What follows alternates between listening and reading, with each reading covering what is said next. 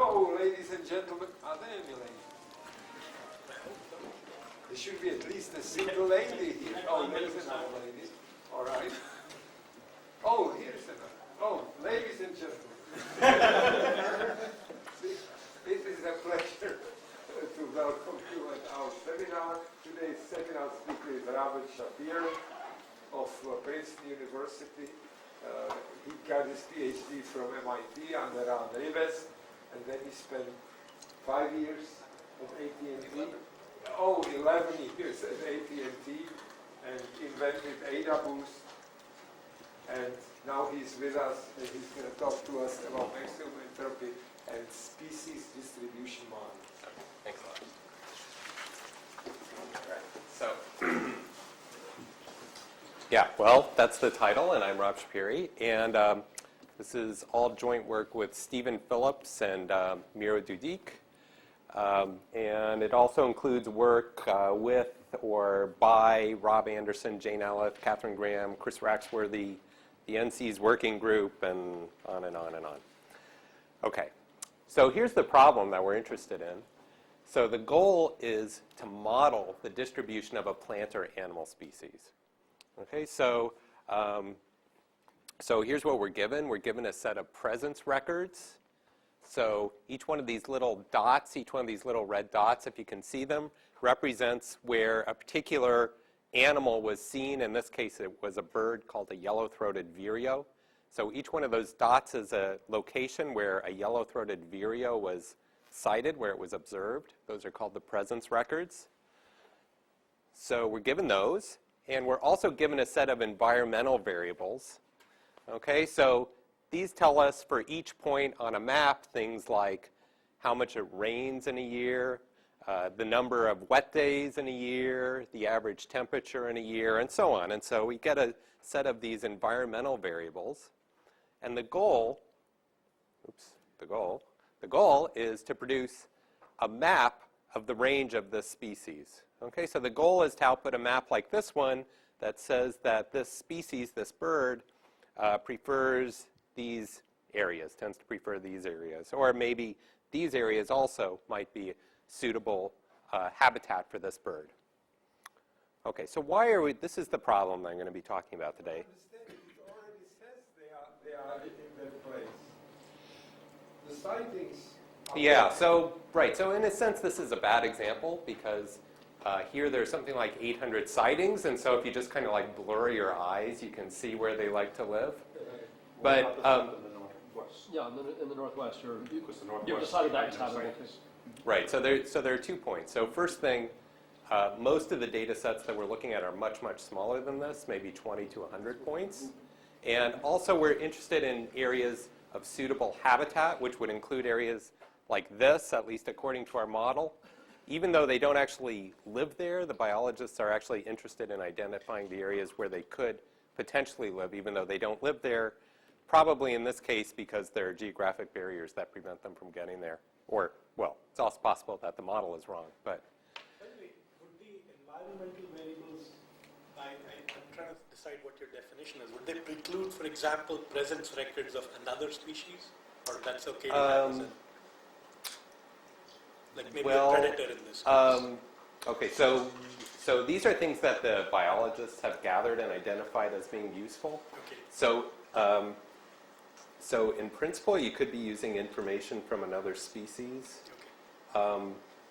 Just using presence records from another species doesn't fit mathematically into our model, as we'll see in a little bit, but you could probably munge it into one. Okay. Yeah. So you know, we're just taking it that we're given these environmental variables. So the desired output is not where they actually live, but where they could live. Right. So we're actually trying to model the potential range of the species rather than the actual range. Okay, good. So this is a problem that we didn't make up. This is an actual problem of interest to conservation biologists. So why do they care about this problem, as best as I can explain it as a non-biologist? So first of all, this is a very fundamental question in conservation biology because it's asking what are the survival requirements? In other words, what is the niche of a particular species? So it's just a very fundamental basic question that you would ask about a species. This is also a core problem in the conservation of species. So if you want to conserve a species, if you want to save an endangered species, the first thing you need to do is identify its requirements for survival. That's the first thing you need to do in order to figure out how you're going to help save it, help preserve its habitat. But it turns out, so these are kind of straightforward, but it turns out that this is also the first step in many biological applications. Some of them are more obvious than others. So, for instance, in reserve design, so a government says, well, we're going to set aside land for a reserve, for a national park, and we want you, the biologists or the computer scientists, to figure out where the best place is for this reserve. So in doing that, what you want to do is you want to save as many endangered species as you possibly can. And the first step then is to identify what the areas of habitat are, what the suitable habitat areas are for the species that are most endangered. Okay, so doing that, the first step is to build a model like these. And these models actually have been used for that. Then you could try and do things like you could use these models to predict the impact of climate change. So the world is getting to be a warmer place, the climate is changing, and I don't know, am I far enough from Washington to say that? Or no? Anyway, so it's getting to be a warmer place, so if you have a model of how the climate is changing and you have a model of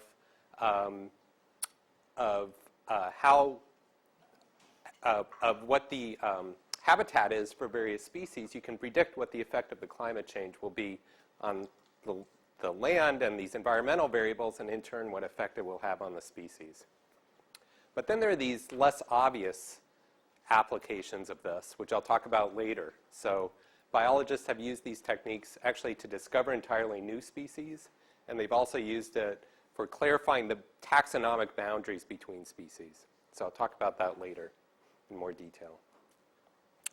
Okay, so my interest, I'm not a biologist, my interest is in machine learning. So why is this an interesting problem from a machine learning or statistical point of view? So one reason, first of all, is that there are no negative examples. Okay, so we only, by a positive example, I mean an example where you actually observe the species. And a negative example is where you don't see it. In other words, an absence record. And the biologists tend not to have negative examples, tend not to have these absence records. And one reason is, well, if you go out, they go out to the field and they look for various species, they record the ones that they see, they don't record all the thousands of species they did not see at a given location, is one reason. But also they tend to be suspicious of these kinds of data, because if you go out to an area and you sit there for an hour and you don't see a particular bird, it doesn't mean that that bird doesn't live there. It just means that you happen not to see it in the hour that you were sitting there watching for it. Okay, so they tend to be suspicious of absence records and tend to only want to use the presence records where they've actually observed a species. So that's one challenge. Another challenge is that we have very limited data. Oh, yeah, Jason. Yeah, so in any case, wouldn't in a negative example for this problem be a place where they can't live as opposed to a place where they don't live? Possibly, if you could figure that out. Yeah. Well, yes. Yeah, so it's even harder to come right, up. Right, exactly. I mean, your problem is to predict where they can live, not where they do live, right? That's true. Yes, that's an excellent point. Right. Okay. Okay, so another challenge is that the amount of data is very limited. So the example I gave before, we had 800 data points. A more typical data set would only have something like 20 to 100 records. And you might ask, well, why work with these little tiny data sites? Why are they so lazy? Why don't they just go out to the field and collect more data? And the reason is because they're most interested in the rare species. And for the rare species, it's hard to collect data, and so you just don't have that much data for these rare species. Also, a lot of the data is not systematically collected. They don't do a nice, even survey of an entire area. Instead, much of the data has been collected in more of a haphazard way. A lot of the data also comes from museum records or herbaria that have been sitting around for years or even decades. And again, you might ask, well, why bother using this bad data? Why not just collect good data? And it's the same reason that we're dealing with rare species, and so you need to deal with whatever data you actually have. And then a last problem is the sample bias problem, which is there tends to be a bias in the way that this data is collected. So the data tends to be collected in areas that are more accessible, places that are closer to roads, closer to cities, closer to airports, and so on. In short, the places that are most accessible. And so we'll talk about that later. Okay, so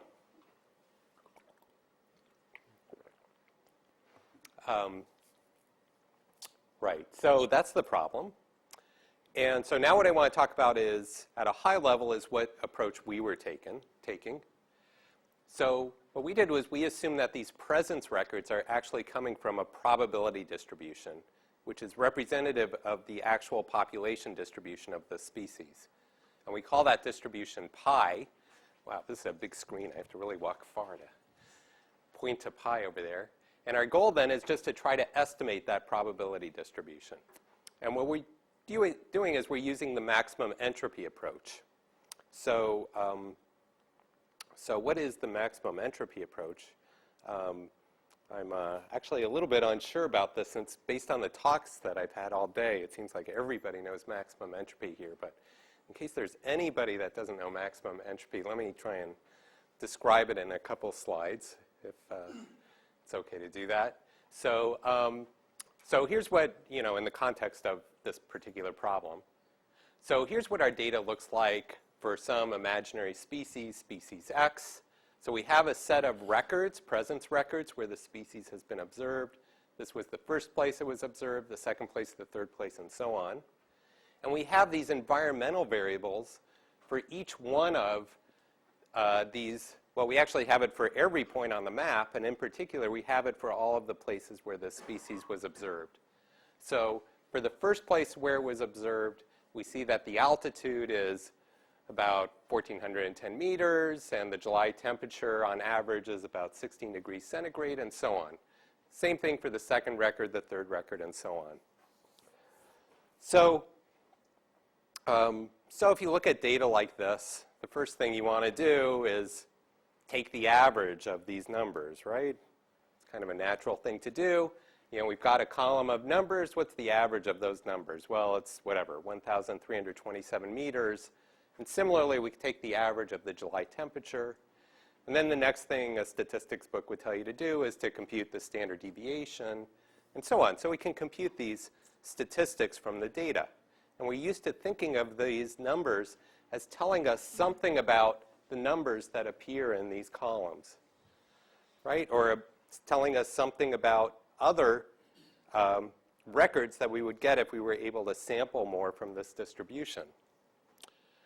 But in general, we're gathering a bunch of facts about this species.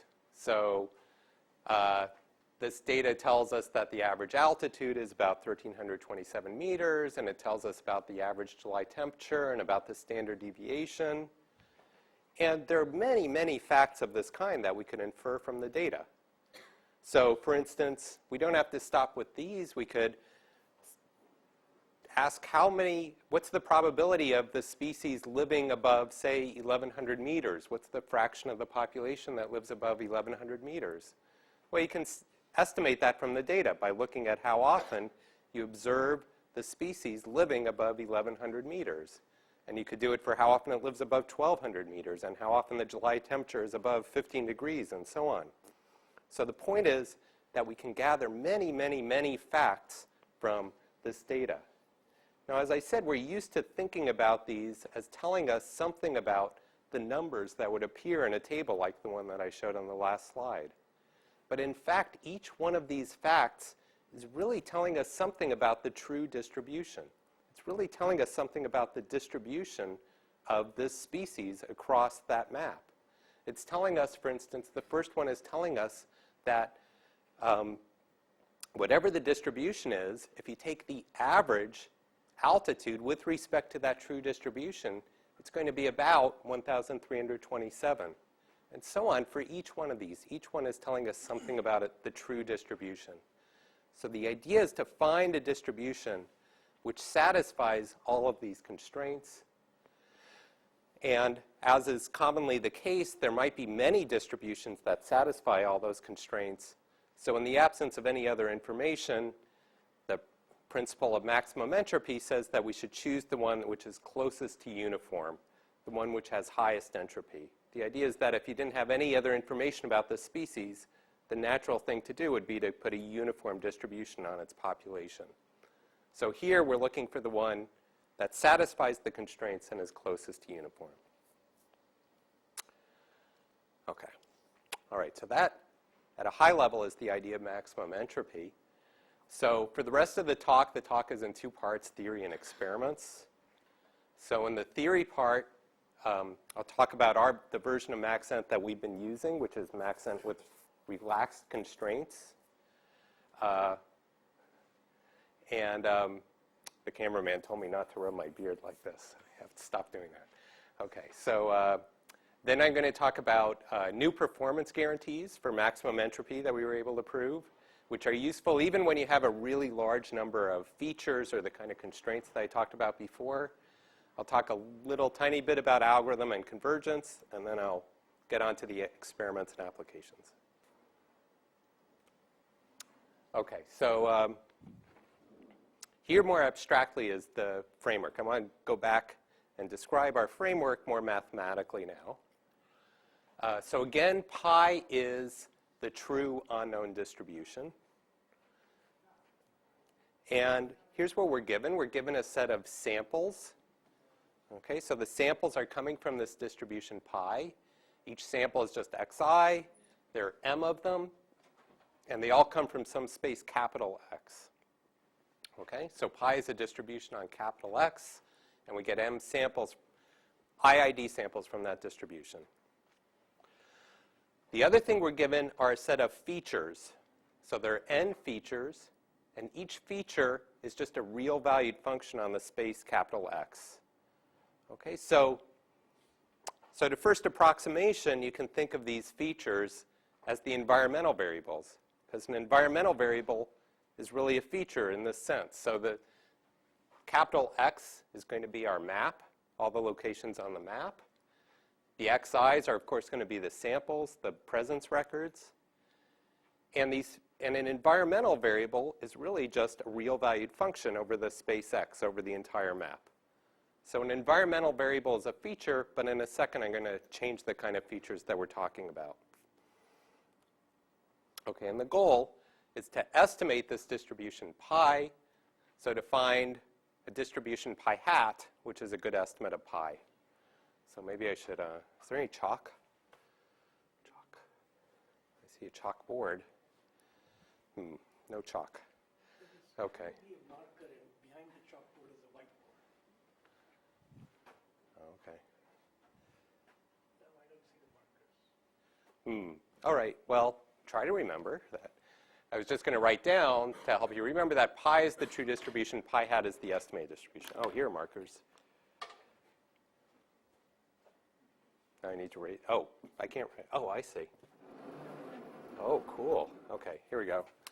So I was just going to write down pi is the true distribution, and pi hat is the estimated distribution, just to keep them clear. Okay, and I should say, as I'm sure you all know, there's been a ton of work on maximum entropy. I'm not even going to attempt to survey it, but the framework we're taking is mainly from this work, from Della Pietra, and Lafferty. Okay, so how does this setup relate to the habitat modeling problem? So again, as I already said, the xi's, the samples, are just the presence records. The space capital X is the space of all localities on the map. And we're assuming that this map has been discretized. In fact, the biologists have already discretized it. So we can assume that this space X is very large but finite, usually on the order of 10,000, 100,000 points, maybe a little bit more. And pi represents the true distribution of localities inhabited by the species. So in setting it up this way, we're making a lot of assumptions. So we're ignoring sample bias, right? We're ignoring bias that says that the biologists tend to look in certain areas more than others. and we're ignoring dependence between the samples. The fact that if you find a species here, you might wander over 20 feet and find another one really close by, for instance. I mean, they don't actually collect it that way. But, you know, you get that idea that the samples are not going to be truly independent. So we're ignoring that for the sake of tractability. Okay, now what about these features? Now, as I said, these features could just be the environmental variables. So we could have features, say if one feature which is equal to temperature, and another feature which is equal to altitude, and so on. We could just let the features be equal to the environmental variables. We would call those linear features. But you could do other stuff. You could start making up features based on the environmental variables that you already have. So we could add quadratic features, which are, so a feature which is equal to temperature squared or altitude squared. You could add product features, so a feature which is the product of temperature and altitude, temperature times altitude, which is kind of a weird thing to think about, but. Or you could keep going. You could add these threshold features. So this would be a feature which is equal to 1 if some environmental variable is bigger than some threshold, and 0 otherwise. So the feature is 1 if altitude is above 1,200 meters and 0 otherwise. So the point is that by deriving or creating these features in this way, the number of features can become very large. In fact, it can become infinite very, very quickly. I mean, in this case, you actually have an infinite number of features because you have 1 for every possible threshold. So the point is that you can end up with many, many features very quickly. Okay, so a tiny bit more notation. So I'm going to write pi twiddle for the empirical distribution. This just puts probability 1 over m on each of the points that were observed in the sample, and 0 on all the others. Okay, so, oops, pi twiddle is the empirical distribution.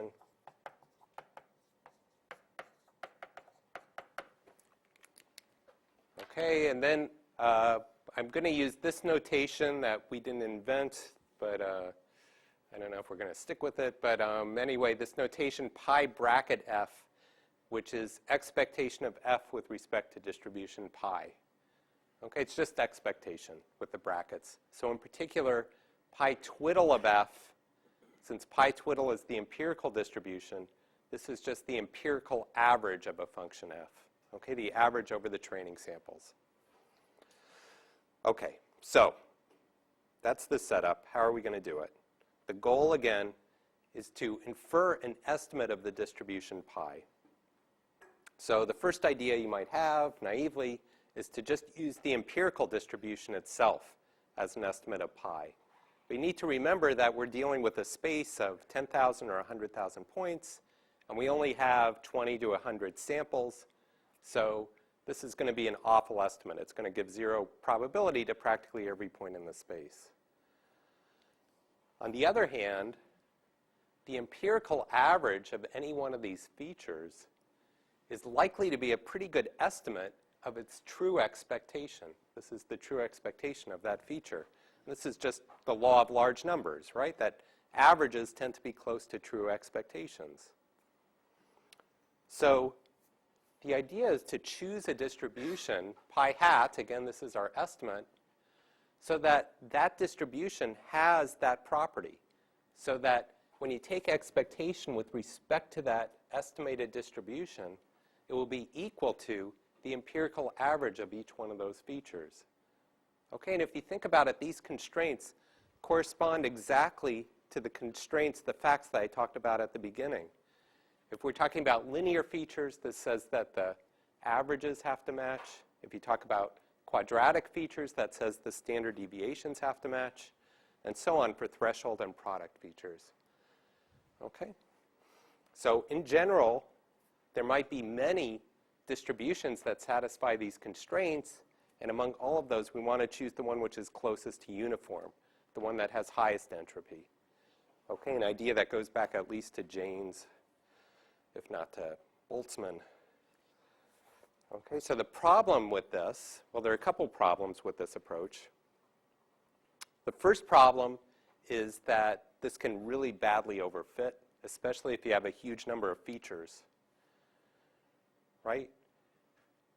And the second problem is that if you think about it, we expect the empirical average to be close to the true expectation, but here we're requiring that they're actually equal. So there's kind of a mismatch between the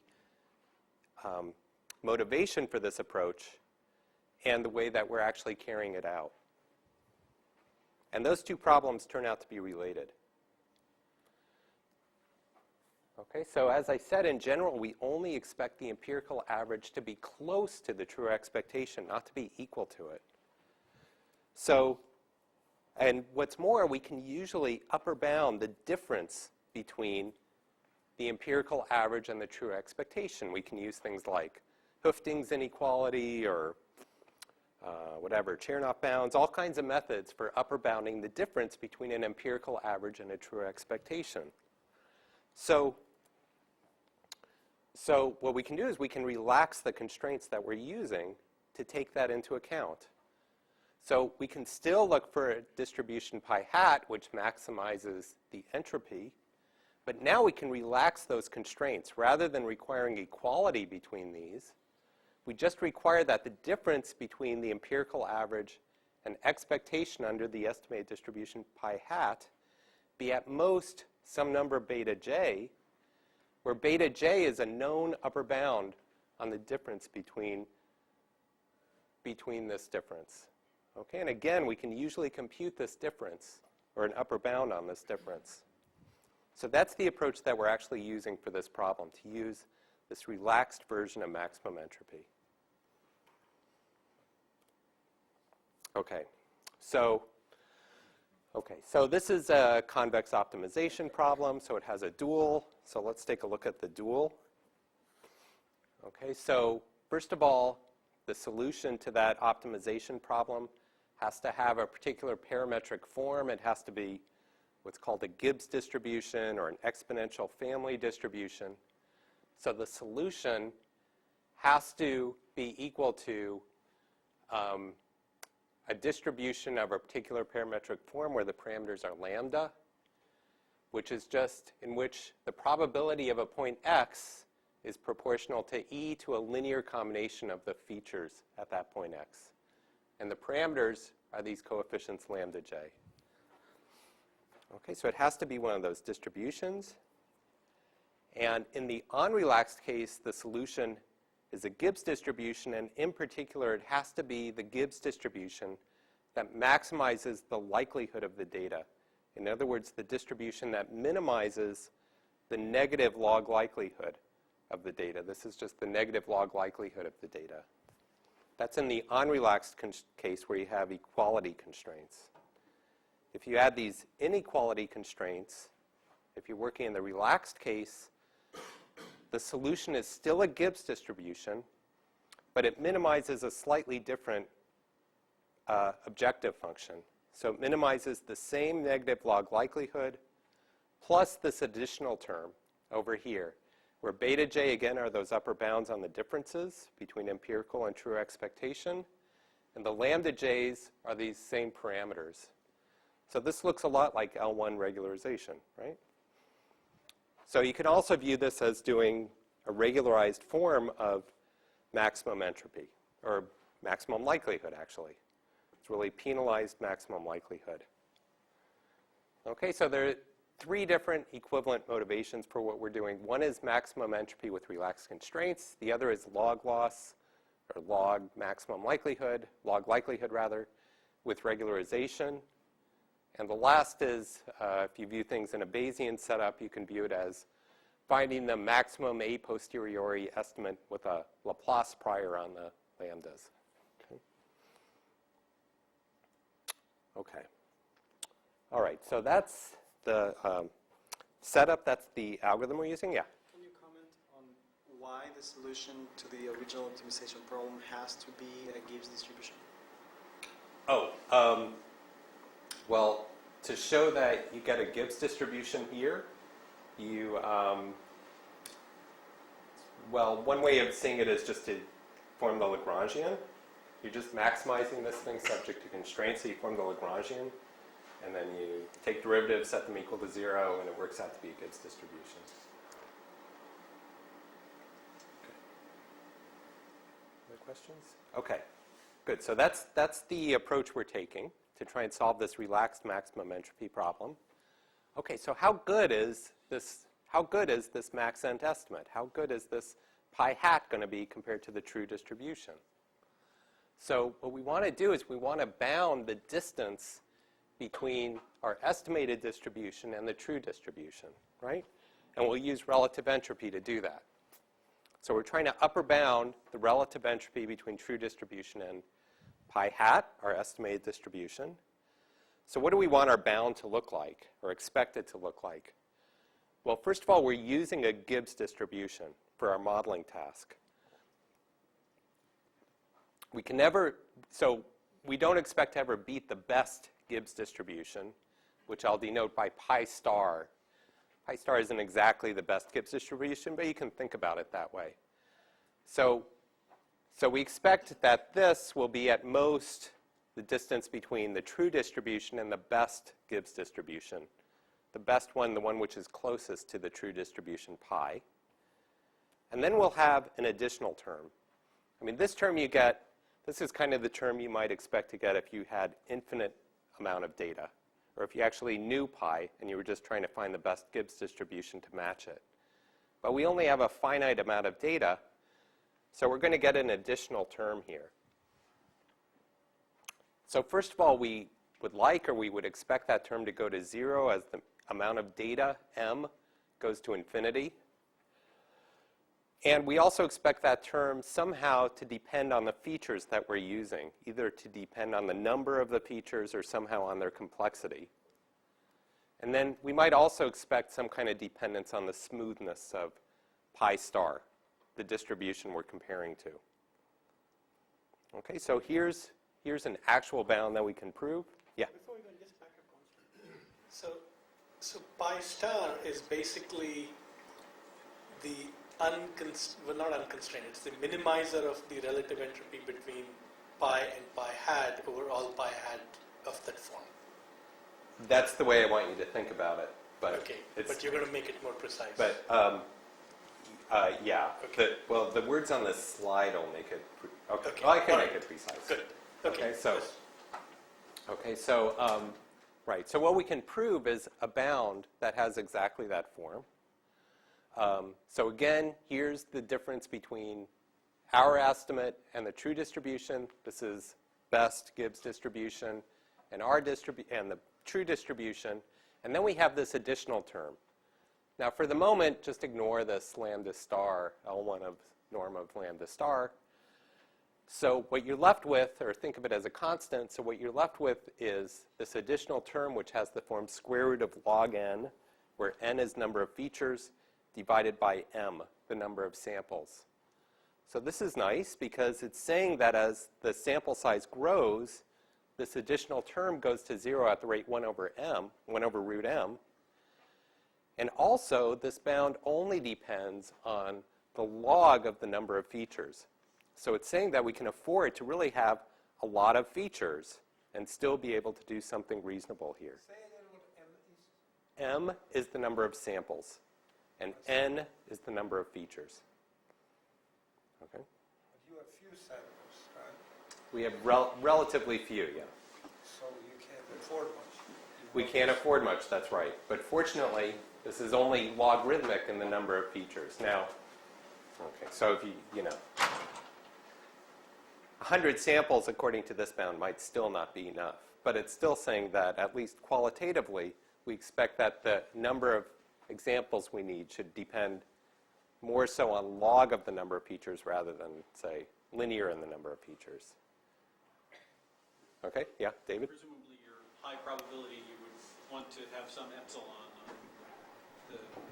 on this bound that would make Oh, it right, so there's, yeah, so more this is, precise. this bound, if you make it precise, would be with probability at least 1 minus delta over the choice of the sample, the random sample, and then there would be some term that's like log 1 over delta appearing in here somewhere. Right. Was there another question? Jason? Yeah, so you haven't told us yet how you choose the betas, except you mentioned, except by hand waving. But So the beta j's can be set, actually let me come back to that. But in this case, there's a formula you can write down in terms of n and m. So independent of j. Independent of j in this case. Yeah. Okay. So In here you practice, just have you one could beta, write- which is the same for all features. To prove this theorem, yes. Yeah. In practice, we actually do vary the betas by the features. Okay. Now, to make the bound more precise, what the bound is really saying is that pi star is a Gibbs distribution, and it's defined by a set of parameters lambda star. And this bound holds simultaneously for all pi stars defined by lambda star. Okay, and then you get a dependence on the L1 norm of the lambda stars. Okay?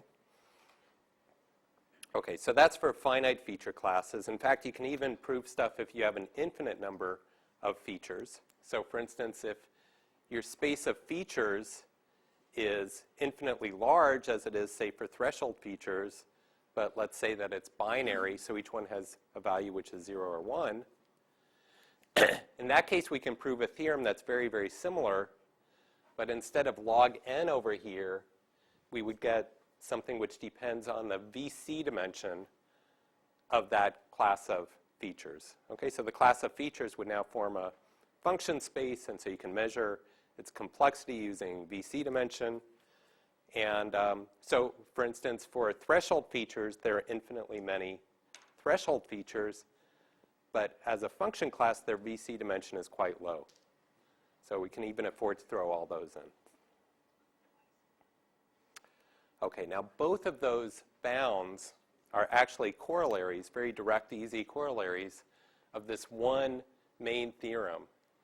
So the theorem says that if for every one of your features, beta j actually is an upper bound on the difference between true expectation and empirical average, then we can prove a bound like in the last case, where the additional term is just 2 times sum over j of beta j times the absolute value of the jth lambda parameter. Okay, and once you prove this bound, then the previous bounds just follow by plugging in standard results for bounding the difference between empirical average and true expectations. The first one just used Hopkins inequality with union bound, and the second one just used standard VC theory type results. Okay? And also it says that in practice, the way to set beta j is to set it to be the tightest bounds possible that you can on this difference. Okay? I mean, the tightest bound is to get your 1 minus epsilon probability Right. of exceeding it over all of the features simultaneously. Right. Yeah. So in practice, what we do is we often, for instance, if you expect that the distribution over fj will be normal, then you could just use some kind of normal estimates to upper bound this difference, for instance. Okay, let's see. Okay, so what about an algorithm? Let me see. 4:30. I'm supposed to stop at 5:30? Yeah. 5:30. Okay.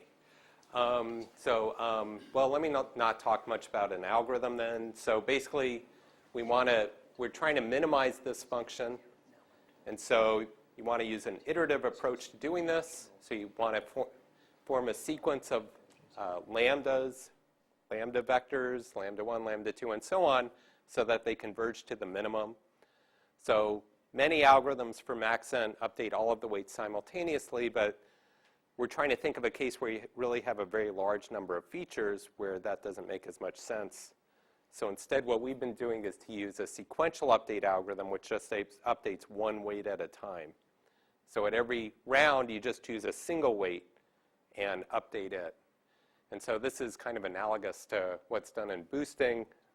I don't know if people were expecting me to talk about boosting or not, but here it is. I'm mentioning boosting here. So it's a lot like boosting, where you're also just choosing one. In that case, you're choosing one weak classifier, weak hypothesis to update on every step. Here you're choosing one feature and updating its weight, but it's really very analogous. Yeah? Maybe I don't understand the sparsity properties of your problem. features are not sparse across for each sample. So, I mean, usually what I mean, the usual online algorithms that you're used to for problems like this are exponentiated gradient descent, where because the features are sparse for any given example, you just update all the features that fire on that particular example, but that's not the case. So boosting is kind of the dual of that, where you're just updating, where you have all the examples at once and you're just updating a single one on every round, a single feature. You're updating just one feature, one weak classifier in that setting. So here we're doing the same thing. We have all the data at the same time rather than getting it one at a time. And we're just updating one of those weights at a time. And, And the sparseness might come from the fact that there might actually have been a large number of, let's call them equivalent features, meaning like because your data is so sparse that there are many features, let's say, which are all 1 or all 0. So there's sparseness in what, okay, so here I'm saying it leads to a sparser solution just because if you do this for 100 steps, Right, and then stop. only 100 lambdas. features are going to have non-zero weights, Okay. just automatically. Right. But then there's also the question of, well, do you expect the solution, the real solution that you're aiming for, actually to be sparse? And so that's actually a separate part of the theory, and that's kind of coming out from the fact that in these bounds, way back here, in these bounds you have this dependence on the L1 norm of lambda star. So if lambda star tends to be sparse, if lambda star is really a good solution and it's sparse, then this part of the bound will be better. Okay, so they're kind of two separate things that are somehow related. Good, other questions? Okay, let me mention some extensions of this work. So first of all, it's been generalized quite a bit. So we talked about L1 regularization. It's been generalized to L2 and L2 squared regularization, which correspond to other constraints on the means or the empirical averages of the features. So that's one direction. Another direction where we've extended this is to where you have hierarchical information. So in this setting, the species are often already arranged in a natural hierarchy. So, they're grouped as birds. Here's a group of reptiles. Here's a group of nocturnal animals. Here's a group of animals that, live in the upper story of a rainforest, and these live in the lower story, and so on. So there are these natural hierarchies or groupings of the species.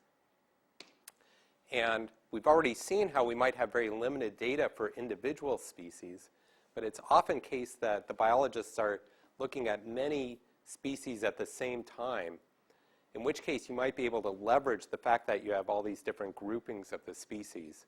And so we've extended the work to use this hierarchical information to improve performance for species where you have limited data for the individual species, but somehow you can use the fact that you're modeling several of them together. Okay, so that's it for theory. So now what I want to do is talk about experiments and applications. So I'll talk about a broad comparison of algorithms that was done on this problem and some improvements we got by handling sample bias. I won't have time to talk about the case study, but I'll talk about two other applications of this. Okay, so there was this big bake-off that was done, organized by a group called NCs. It was led by Jane Ellith and Catherine Graham, and it led to one of those great papers that I always wanted to be on where there are like 100 different authors, and so I'm now author number 23 on a paper with 27 authors, which is very exciting for me. You get to add like a whole section to your CV, right? What? This is alphabetic, guys. Alphabetic? Your name starts with S. You can't The expect first, anybody- right. That's right, yeah. But the first two authors were not alphabetic, but you're right, the others were. So anyway, so there was this bake-off comparing 16 different methods for the problem. There were 226 plant and animal species from 6 regions of the world. And you can read some of the statistics. So the median data set had about 58 presence records. So they were relatively small. And the way it was set up was very nice because the training data was the kind of incidental, non-systematic, presence-only data that the biologists actually want to work with, that they've gathered from museums and herbaria and so on. But the test data was systematically collected and consisted of both presence and absence data. Okay, so it's kind of a test of how well can you do just using the crummy data that we actually have to work with. So here's a comparison of 6 of the 16 methods. So the best methods, I'm measuring AUC, area under the ROC curve, whatever that is. All you need to know is that higher is better for this. So the best methods were actually boosted regression trees, and then maximum entropy, and then some statistical methods, generalized dissimilarity models. GARP was a method that was widely used by biologists. It's actually a genetic algorithm. And BioClim is a very simple kind of convex hull algorithm that, that was also widely used by biologists. So, yeah. Did all of these methods use the same features and derived features and so forth? Probably not, right? They all had access to the same set of environmental variables. Yeah, right, but it could be that the difference between two of these models, that one of them threw in the product features and one of them didn't. That's in other words, we don't know if the use, issue is the underlying method or yeah, not. not all of them use features at all. Like BioClim, I don't think uses features or environmental variables. It's kind of the algorithm that was suggested at the beginning of just kind of blurring your eyes, so sort of, not quite. But yes, you're right. So that could be a confounding factor in comparing these. That's true. So, but what is true is that each method was worked on by its strongest proponent. Exactly. So they did the best they could. That's exactly right, yeah. Okay. That's exactly right. So, so one thing that came out of this is that the kind of newer statistical and machine learning methods, including maxent, tended to perform better than the more established methods, the ones that the biologists had been using. Yep. Is this the relaxed maxent? This is the version that I was describing, the relaxed maxent, that's right. So what's a statistically significant difference? Right, so that's a good question. I think that between here and here is statistically significant, So but I'm not, So like a full percentage point. yeah. So, and also this kind of indicates that it's reasonable to use presence only or incidental data. Okay. Now, let me skip that. So one of the things that came out of this work is that, why are you laughing? I just like the title. Oh, okay, yeah, the problem with Canada, so no offense to any Canadians here, Canada's a great place, yeah, the results for Canada were by far the weakest. So in blue, we've got the average of all regions, and in magenta, we've got the average of just the species from Canada. Okay, so the Canadian results for all of the methods, except for BioClim, really took a huge hit in going to Canada. And the problem seems to be sample bias. There seems to be very bad sample bias in Canada because in Canada, people tend to sample in the south where it's warmer in their cities and so on rather than in the freezing cold north. So what can we do about that? Well, we can modify maxent to handle sample bias. Okay, so how can we do that? Well, suppose that we actually knew the sampling distribution, the distribution that the biologists are using to sample, to go out and look for these species. Well, what we can do is we can use that sampling distribution as our default distribution. So rather than trying to find the distribution which is closest to uniform, we try to find the distribution which is closest to this sampling distribution. Because if you're building a model of the data you're seeing and you haven't seen any data, then you'll expect that the samples will have the same distribution as the sampling distribution. And then it turns out if you do the math, that you can just factor the bias out from the final model. When you get done, you can just factor out the sample bias. Just get rid of it after you've built your model. The problem is where to get this sampling distribution. How can we assume that we have the sampling distribution? So just so I know, you say is the Gibbs model you had earlier was e to the lambda IFI. Right. Now you'll have some z of x times or r of x times e to the lambda IFI. of Exactly, x. that's what it will And work when out to you're be. finished estimating your lambdas, you'll throw away the r and just use That's it. exactly right. All right. Yep. Okay, so where do we get this sampling distribution? Well, that's not obvious, but typically, as I mentioned, we're modeling many species from the same area at the same time. So for the sampling distribution, we can just use all the locations where any species was observed. So we can assume that if you take all locations where the animal was where any animal was seen, that's a pretty good proxy for where the biologists actually looked for the species. And so we can, Put equal weight on all of those. sorry? You make those all equally likely under the sampling distribution? Yes. Yeah. That one's a little less obvious as a judgment call. Well, what do you mean by, so we, so if a point was observed at all, then we give it unit weight. Right, I understand. So if it's been There- seen there 5 might be times, points it's which single. are very rarely visited. I mean, the true distribution probably is not, probably doesn't look like the one that you're estimating in this way. Well, it's kind of assuming that if you go out and look anywhere, well, You write down everything that you see there? yeah, and so you're likely to see at least one thing. Now, you're right, it's a Right, but there tenuous might be several assumption. biologists who visit the same location. Yeah, yeah. No, it's a tenuous assumption, absolutely. I mean, I wonder if you could, if you could learn it, be able to do something better with the data.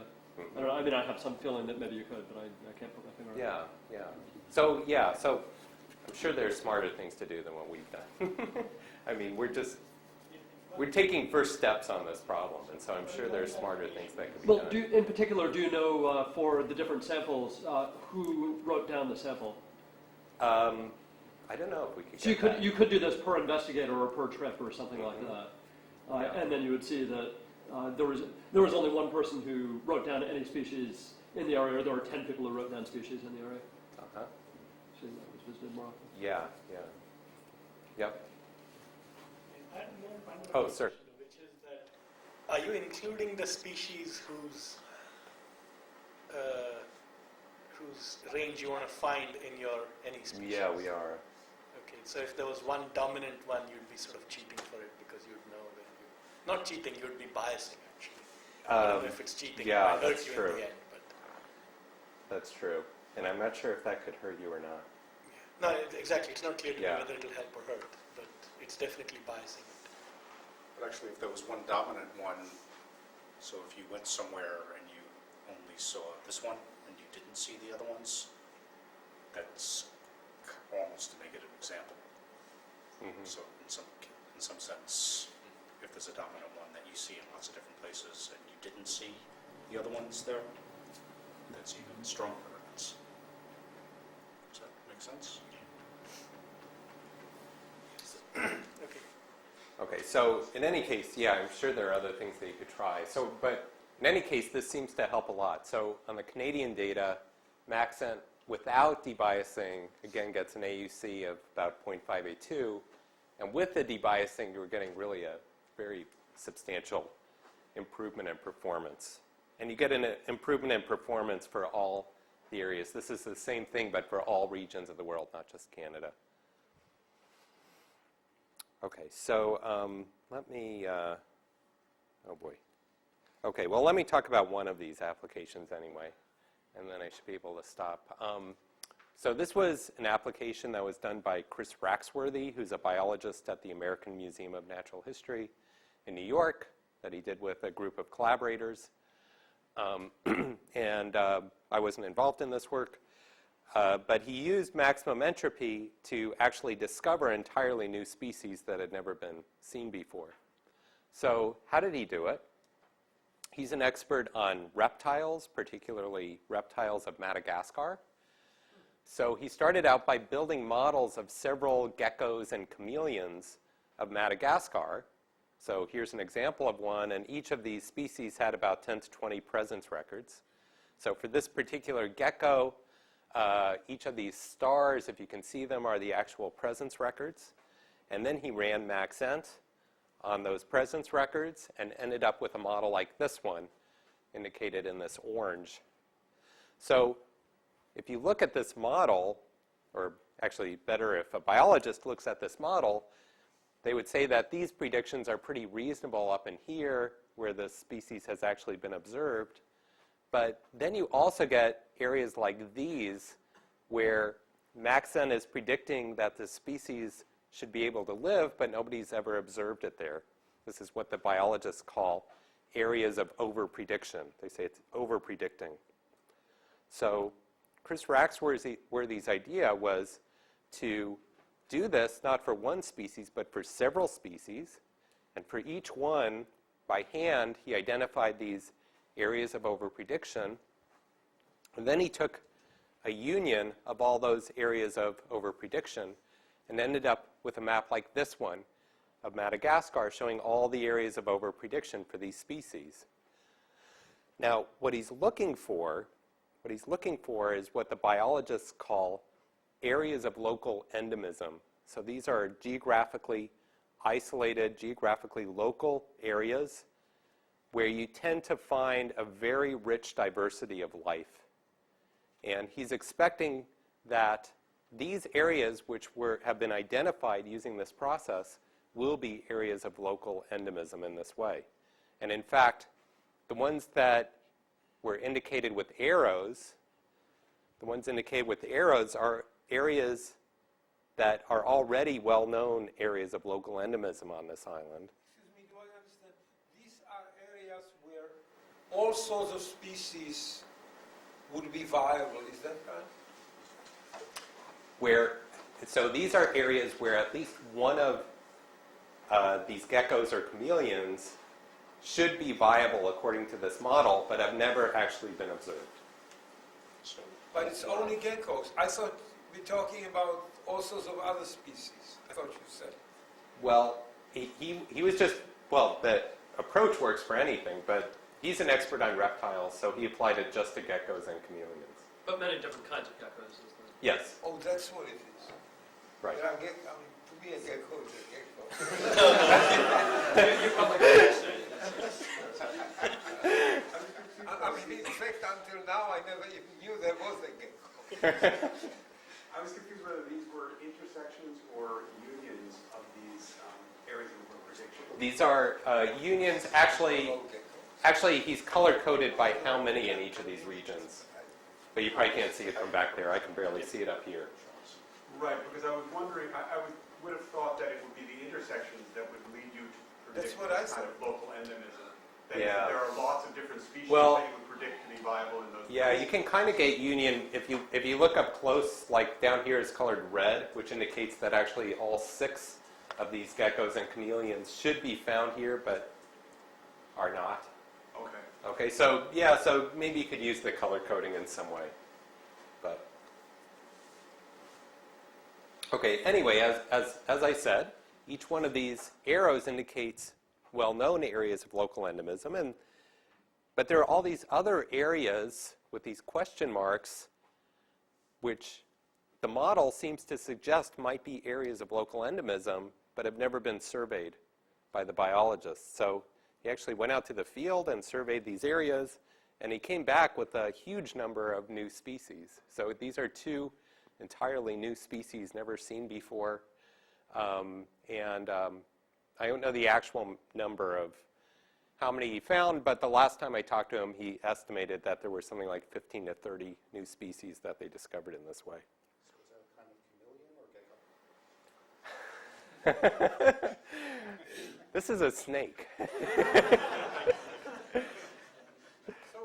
don't know. This one actually looks like a Where did he find lizard, but now snakes you're there? really pushing my biology. What? Where did he find snakes there? How- No, I'm serious now. Okay. Why did he find snakes? Because he's a herpetologist. Okay, so so the theory is that these are areas where you expect to find a rich diversity of life. You know, not just geckos and chameleons, but these areas that you tend to find a diversity of many different kinds of animals. Okay. But the reasons that geckos may not be observed in those isolated areas might be that there is some barrier there. Exactly. There's some barrier which doesn't allow Exactly. a gecko to go Exactly, from but one place to it means that it increases the possibility of there being closely related species that would be living there. That's exactly right. But they're separate species because they've been isolated from each other.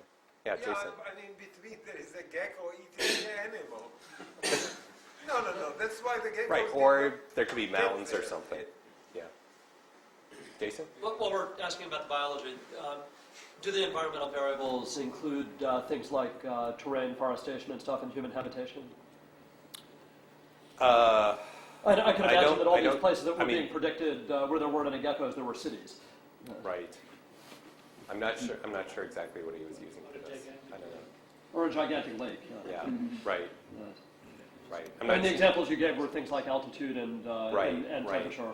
Which don't say very So much about forest the terrain. cover, I believe, is typically used. It is. But, I'm not sure How many what base he variables used are in there? particular for this. I'm sorry? Do you remember how many base variables there are? I'm just curious. Environmental variables? Yeah. I I know you well, derive lots typically of they're 10 to 20, 10 to 20. in the 10 to 20 range. I don't know the details of what he used. Okay, so yeah, I'm over. So let me just summarize. So maximum entropy provides very clean and effective fit to this problem.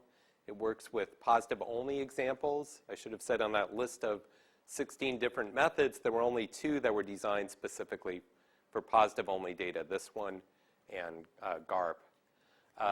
It seems to perform well with a limited number of examples, and we have some theory to say that it works even when you have a very large number of features. It's got some other nice properties. I didn't talk about this, but it's fairly easy to interpret by a human expert. I know that's subjective. And it can be extended to handle sample bias, and also it's got a bunch of biological applications that, well, I talked about one of them. So I'll stop there.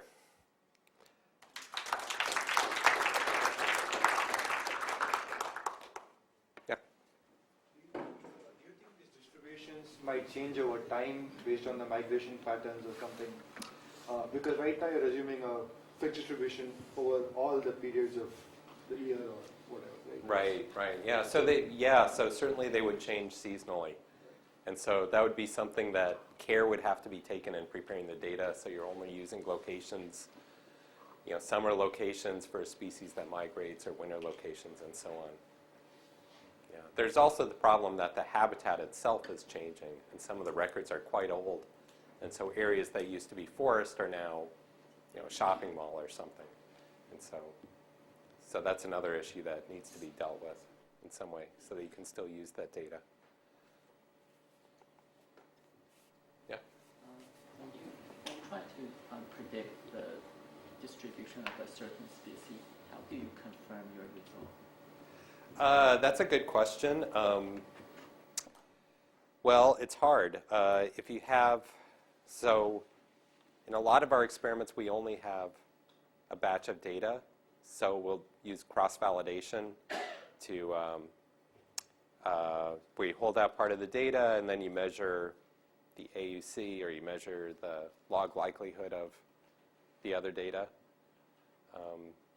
It's hard to get good confirmation. That's why these NC's experiments were really nice. Those are probably the best, most thorough experiments that I know of for doing that. But it involves actually going out to the field and doing a very complete survey of a region, so it's very expensive. Yeah. How much of the success of Maxent is due to relaxing the constraints? Oh, how much is the performance dependent? I'm sorry, can you ask again? You relaxed the constraints, so what is the effect? Well, Does it make a difference in the result? it does make a big difference. It depends on the features that you're using. So if you already have a fairly small number of features, it probably doesn't matter so much. For other ones, for instance, if you throw in all the threshold features, then you really do see a lot of overfitting without any kind of relaxation. So, so the performance, yeah. So I didn't have, I actually don't even have slides on it, but we did do experiments where we varied beta, where beta is controlling your upper bound on the difference between empirical and true expectation. And for many of the feature sets that we've looked at, you really do get so no regularization would be beta equals 0. Our theory would say beta should be equal to 1 or something like that if you normalize things right. And so in many of the cases, you actually do get a very U-shaped kind of performance where you're getting the best performance somewhere close to the theoretical bound. In some of the cases, not all of the cases. So we actually are, yeah, I didn't have slides on that, but. I guess the alternative to regularizing would be to throw away features where you don't trust your pi tilde, let's say. Yeah, so doing more of like feature selection. Right. So I guess that would, I thought that's what Václav was asking, that if you ran with a subset of your final set of features, carefully ablating those whose... Yeah. Right. In fact, this regularization method decides which features to throw away, right? Because it'll end up getting a feature vector with sparse support. Am I correct? That depends on the algorithm, I suppose. Well, yeah, so this is this issue about sparsity. So in a sense, yes, it is, because if you don't run it for too long, then most of the features will be non-zero. Actually, you're doing L1 regularization, so that in itself, even if you keep running, will tend to lead to a sparse solution. Yeah, so in that sense, you're also doing a kind of feature selection. But yes, an alternative is to use another method to pre-select features. Yeah. Have you compared, for example, L2 regularization? We have not experimented with L2 regularization. Well, a lot of our theory covers L2 regularization. I don't think we've actually tried it though. Okay. Good. Thanks a lot.